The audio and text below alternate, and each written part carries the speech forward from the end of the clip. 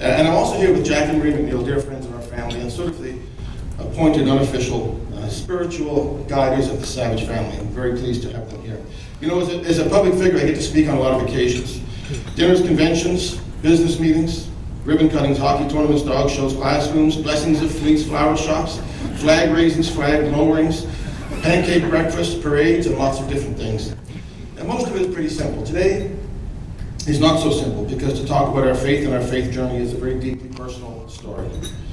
I have spoken about my faith before, and I'm sure some of you may have heard that, largely because I've spoken before about my parents, and particularly their end-of-life care.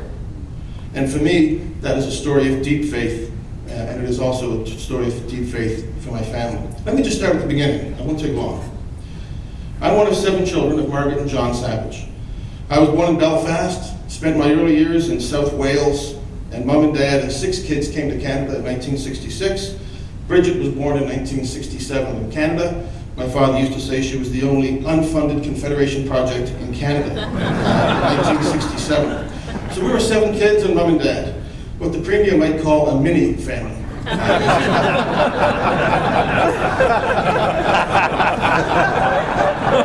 Growing up in a close, large, active Catholic family, the church was a major centerpiece of our lives. St. Thomas More was our spiritual home. Our family was totally immersed in the church. Dad did many things. He was a reader.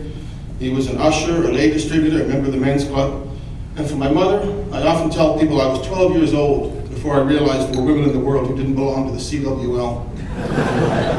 My father was a pioneer in teaching family life education. That's sex education now.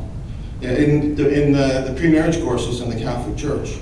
Even our family electoral history was forged in the church.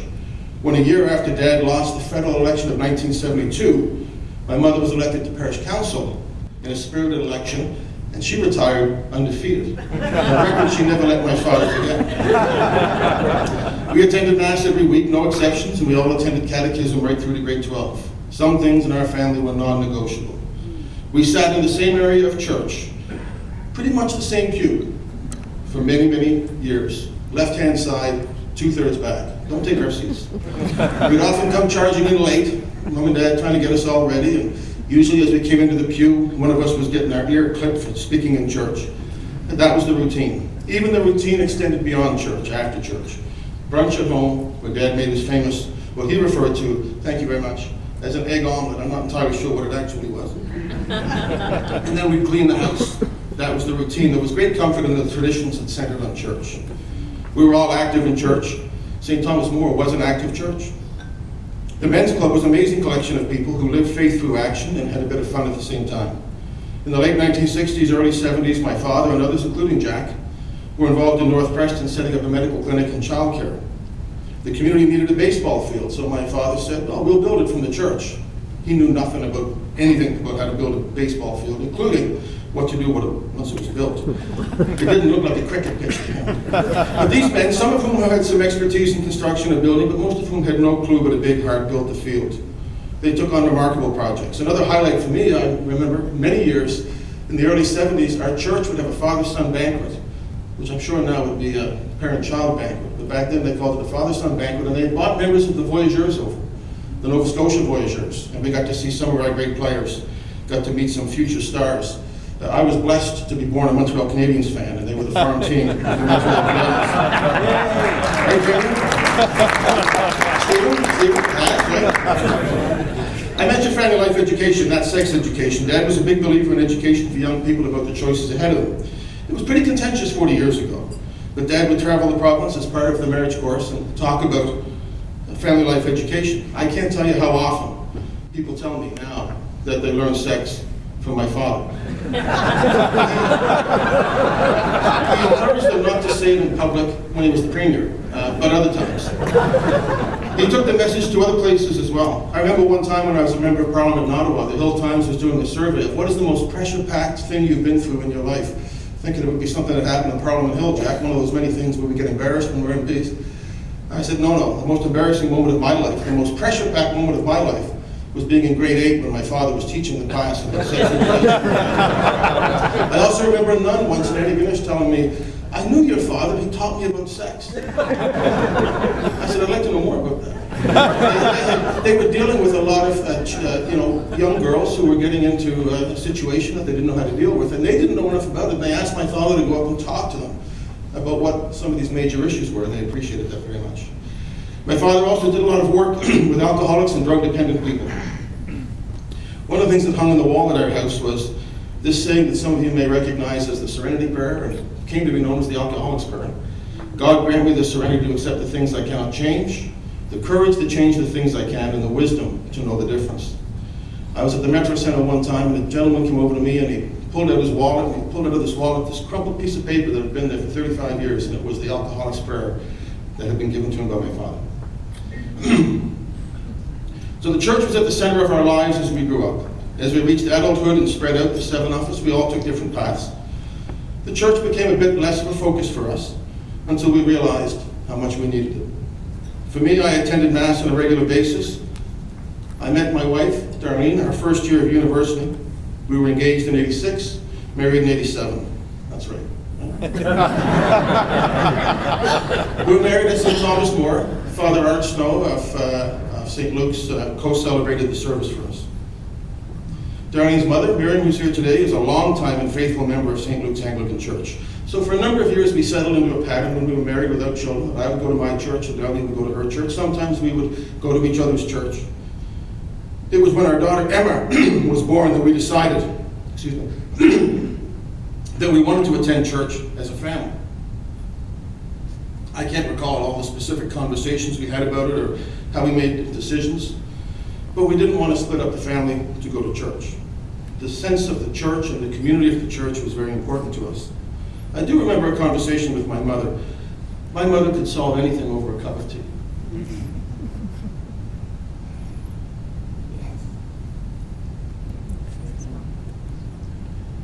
I told her that we were thinking of joining St. Luke's, becoming regular members of St. Luke's. And she talked to me about her Catholic faith and how that guided her throughout her life, and that a belief in God was paramount. But the next most important thing was family. She said, go to family as a church, Michael. I've been very welcomed at St. Luke's and enjoy the parish very much. I read at the services. Darlene does many things. She runs the Sunday school. She's on parish council with her mom. We're very involved in the church, so I'm an Anglican. I don't know. I'm not sure about that. I love the church. I love God. I was baptized, confirmed, and married a Catholic. Our children were baptized and confirmed in the Anglican Church. My son was just confirmed last month. Each of these blessings are very important to us, but for me, and I think for all of our as children, the most impactful event of our faith journey was the death of our parents, and more particularly, the last days of their lives and how they approached their death. I'll give you the short version. My father was diagnosed with inoperable stomach cancer in July of 2001, not an optimistic prognosis. He started a routine of very heavy chemo. In late fall, it paid off. He entered a period of remission. And for much of that next year, he traveled and did outreach work around the world, in Russia, and continued some of his work in Africa. In many ways, it was a joyful, if tiring, year for him. He enjoyed and appreciated things that he hadn't realized before. He even learned how to use an automatic teller machine. They told him he'd have to know how to do that to go to Russia. He said, Mike, come with me and show me how to use this thing. So we went up to the ATM, and he took out the card my mother had given him, he put it in, he pulled out the code, he put it in. What do I do now? I said, well, what do you want to do? He said, I want to get my money. I said, press the button. He pressed the button. Out comes the money. He said, how do I know that's my money? How do I know somebody else's money? He'd been the premier of the province.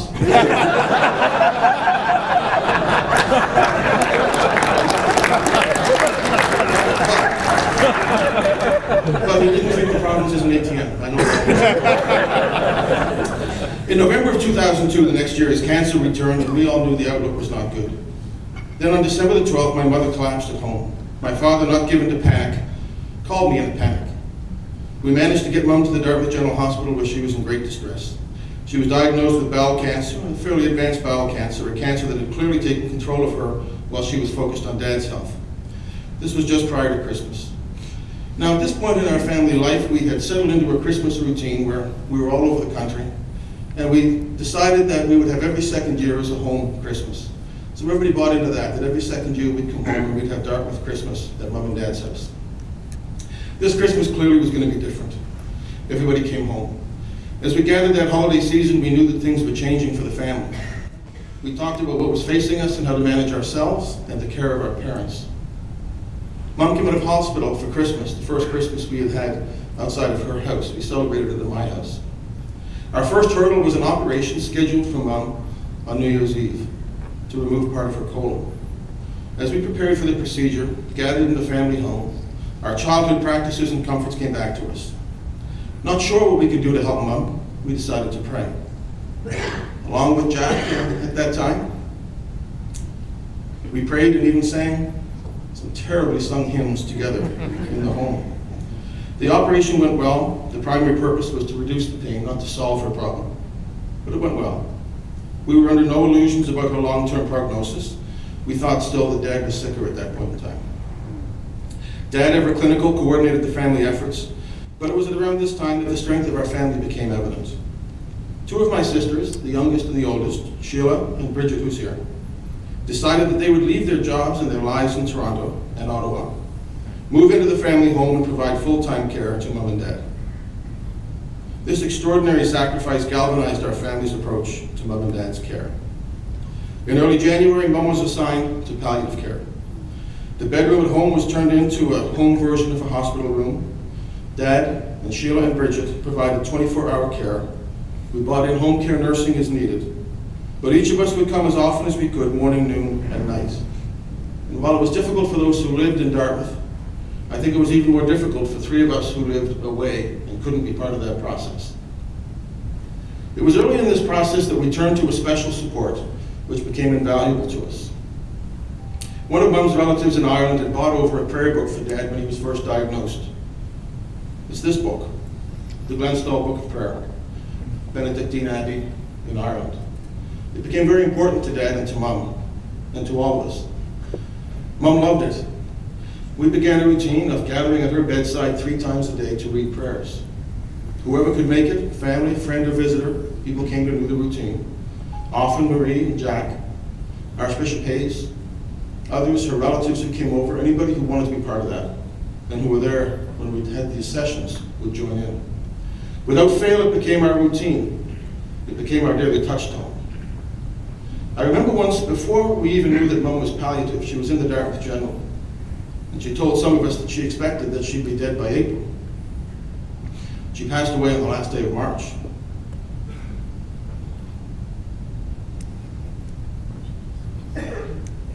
On the last day of February, my brother Barney and his wife Caroline had a little girl that they named Margaret after her. The day of Mom's funeral, we had to reschedule a medical appointment for Dad. It turned out that that was the appointment where he was told his treatment wasn't working and that he would also be assigned to palliative care. We knew he was sick, there was no doubt, but he distributed communion at Mom's funeral, greeted all of the visitors, thanked people for coming, and then he was done. On May 13th, my birthday, he passed away, 6 weeks to the day after Mom. Now, when you hear the timeline, it sounds very awful, and it wasn't easy. But as sad as this time was for our family, it wasn't desperate. And it was because of the faith, the belief in a better world that my parents held. Early in Mom's illness, she was asleep at the Dartmouth General Hospital before she came home.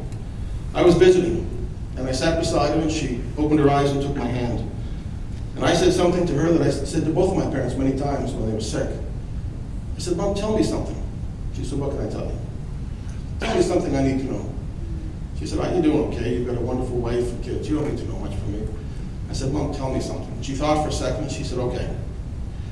I think you should use the dishwasher more often. I said, Mom, what are you talking about? She said, when we go to your house, you're always up between courses, doing the dishes, getting them done. And that's sort of true. It's something I inherited from my father. She said, don't worry about the dishes. Enjoy the family and use the dishwater later, and maybe that'll sterilize the dishes and the kids won't get colds. So I said, okay. Thank you for that. Anything else? And she said, Michael, and she knew that there was things in my mind. This was a year before I eventually ran to be a member of Parliament. And she said, I know what you're thinking. I think you should do it. She said, the only thing I'll tell you is that when you have a conflict between your head and your heart, go with your heart. The day before she entered the coma that took her life, so this was late in March. She called me and asked me to see the kids that night. Now, she saw the kids every day, and it seemed, I said to Darlene, this is kind of a funny request. The kids are going to be there anyway. We took the kids over, and they sat on the bed with her. She was very weak, very gaunt. You know, she lost so much weight. Her arms were really just bones, and she had tubes coming out of her, and she had the morphine and all these things. And she told them she loved them and was proud of them. And they went in the other room, and Mom rested for a while. This is at home. And after a few minutes, I went in and I sat beside Mom, and I had been saying to the kids, well, be quiet. You know, Grammy's sleeping, Grammy's sleeping. And when she opened her eyes, she took my hand again, and she said, Michael, don't shush the kids on my account. Let them be kids. And that was the day before she entered the coma. On a Friday, she passed away a few days later. My parents lived their faith probably more than they talked about it. They believed in the traditions of their church, the rosary, confession. They always had communion brought to them when they were ill. They did their confessions in bed. About 2 weeks after Mom passed away, my father did a quite extraordinary thing. A number of us were being asked about his health. As a public figure, his health had become a bit of a story. Dad said to me one day, you guys don't need to be answering that stuff, and I want some peace. Can you call 3 journalists into the house? Let me tell them what's happening, and then ask for peace. And sitting at his dining room table with these 3 journalists, he told them that he was comfortable, that he hoped to have privacy. He asked not to be photographed. He'd lost 40 pounds. He spoke a little about his political life, about the importance of palliative care. He spoke the most about his personal faith, and he was asked about it. The front page of the news and 2 papers the next morning.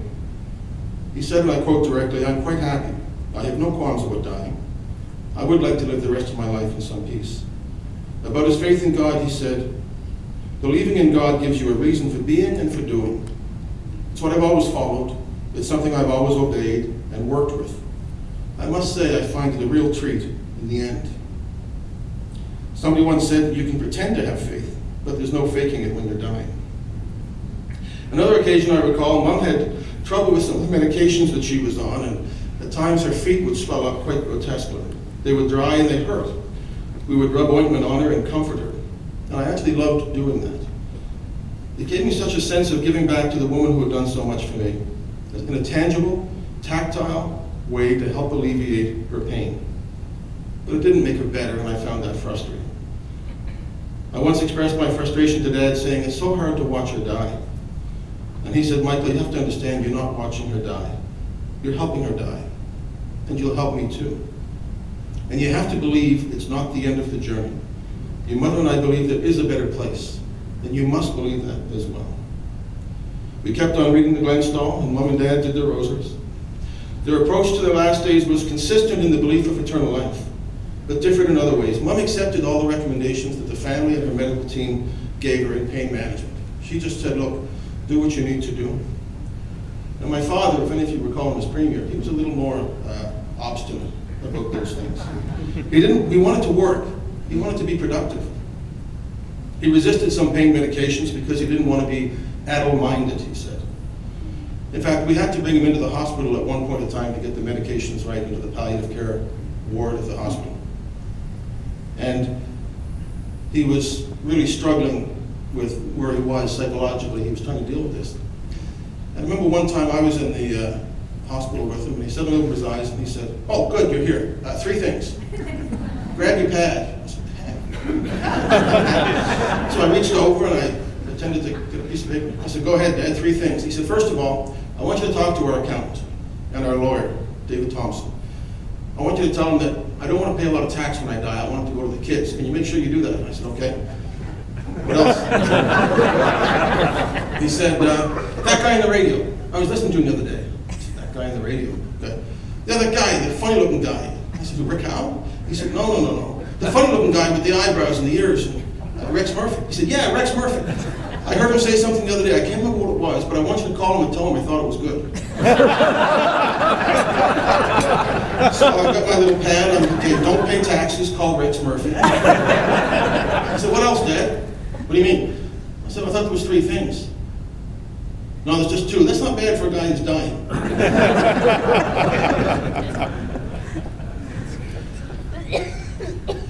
My parents had great impact on us, obviously. There have been other occasions when I've been touched by the faith of people. In 2008, I had the opportunity to visit Kenya, to have a look at the ravages of poverty up close with some other parliamentarians, including Alexa McDonough and Bill Casey. It was 4 of us. We visited the notorious slums of Nairobi, among the worst in the world. In one, we met a number of women who were former street beggars and had now formed a very successful microfinance organization called Jamii Bora, with the help of a remarkable Swedish visionary named Ingrid Monroe. One of these women went by the name of Beatrice. She told us of her 7 children who had all died of HIV or TB in the last 2 years. She was one of the famous African grandmothers, left with 13 grandchildren. She was around 50, she was a beggar, and she was blind. She told us that she went to bed one night determined the best thing she could do for her children was to put arsenic in their porridge to save them from a life of begging, theft, and prostitution. Instead, she told us that night that God came to her. And she gathered with the other 50 or so women and they formed this organization. She herself had started 4 small businesses, and she was educating and raising her children. I asked her, how did you do this? How did you do this? She was a Christian, as you will have recently heard in the tragic news out of Kenya. There's a very high percentage of the population that's Christian. She said, I did nothing. God saved these children working through me. It's a really remarkable thing for somebody to say. The role of faith in public life has long fascinated me. The idea of the separation of church and state is confusing. Everything that touches and influences us is part of who we are. Our childhood, our work, our education, our children, our spouses. We're affected by what we watch, what we hear, what we eat. So our faith, whatever it is or isn't, has to be a part of that. A decade ago, I was an MP and I supported the rights of gay and lesbian citizens to be married. So many people said to me, when you talk about this, talk about the Charter of Rights and Freedoms. Make the civil case. That wasn't how I felt. There were valid reasons to support and oppose that legislation. But when I spoke in the House of Commons on 2 occasions, I spoke primarily of my faith and how it shaped my opinion. I spoke to religious leaders I respected, including Jack and many others. Now, a local Baptist minister that Christmas made an appointment. I'm not sure if he's here. If he is, show your hand, otherwise I won't mention your name. Came to see me at Christmas, and he said he had come to talk to me about this issue. He disagreed with me. And he came and he voiced his disagreement with my position very strongly and very effectively. And I talked about how I felt about it. And then we prayed together in my office. And we've done that prayer many times since. At council, we have Jerry Leet and his team at City Center Ministry who are watching over us and praying for us and guiding us. And that matters because I believe in prayer. I pray each day. I think this winter, I may have prayed a little more. I enjoy talking to people of all kinds of different faiths, and as mayor, I've had the opportunity to worship with different faiths, whether it's with Rhonda Britton at Cornwallis, north of East Preston, Our Lady of Lebanon Parish, the Greek Orthodox Church, one of our synagogues. A couple of months ago, Councillor Watts and I visited the mosque, the new mosque, and where leaders in the Muslim community invited people in and said, come in and get to know us and let us show you what we're about. I enjoy that very much. I believe that God has a plan, but I also believe that God expects us to take responsibility for our lives. We can't just throw up our hands in despair when things are difficult. Robert Kennedy once spoke in South Africa while Nelson Mandela was in prison. And people had said, you can't do anything about it. And that's when he said this, and I quote, our future may lie beyond our vision, but it is not completely beyond our control. It is our shaping impulse that neither fate nor nature nor the irresistible tides of history, but rather the work of our own hands, matched to reason and principle that will determine our destiny. When I ran for mayor, I spoke about the need for optimism. I'm so optimistic about this city, especially when it's sunny. Our city has all of the natural and earned advantages to be great, even greater than we are. Being positive, believing in possibility can move mountains. And of course, so can faith. In fact, faith is the most extreme form of optimism. For a 50-year-old blind beggar to believe she can make a life for her grandchildren with God's help is a remarkable story. For my mother to accept her death the way she did, and to be at a dining room table with my father, who was weeks away from his death, and hear him say he had no qualms about dying, that he was ready to go, was amazing. To be so certain of a better life after leaving this earth is surely the most ultimate form of optimism based on faith. I have been blessed to have been given the gift of remarkable loving parents, brothers and sisters, wife, children, and friends. I'm privileged to serve as the mayor of our community. It's an honor that I would never take for granted. I want to close by just reading something from the Glenstall book. When our family and friends gathered with Mom and Dad, we would read the specific prayers for each day. We would also read a couple of other prayers. Are my glasses on the table?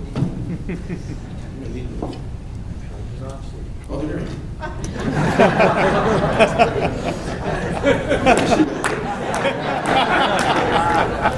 So we would do these prayers, but there was also two other prayers we do all the time. Many of you will know the prayer of St. Francis, which is also in the book, which is a very important prayer to our family. Make me an instrument of your peace. But we'd also read what's called the breastplate of St. Patrick.